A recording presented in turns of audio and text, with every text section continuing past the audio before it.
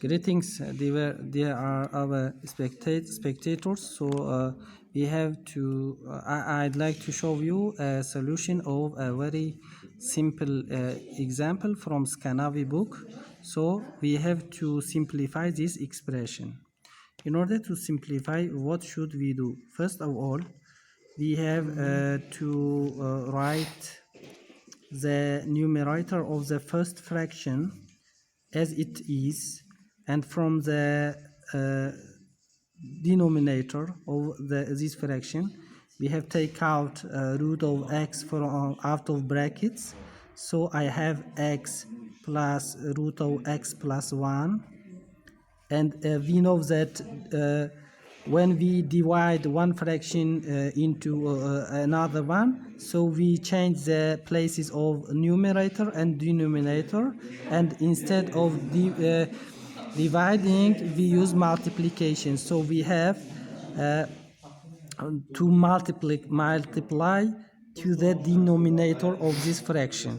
So however, by the way, I have to take out the root of x from this expression. So in this case I have root of x multiplied to root of x to the third power, because we know that root of x to the fourth power equals to x square. That's why instead of x square here I use root of x multiplied to root of x to the third power and minus 1. So further I have to use algebraic identity in order to factorize this expression into brackets. So I have root of x plus 1 over by the way, I may reduce these two expressions, root of x. So I have x plus root of x plus 1 and multiply to, I have to use this algebraic identity, a to the third power minus b to the third power.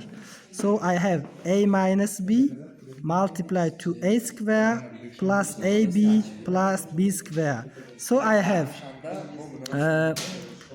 instead of a we have root of x. So root of x minus 1 and root of x square I may write directly x, and plus root of x multiplied to 1, so root of x plus 1.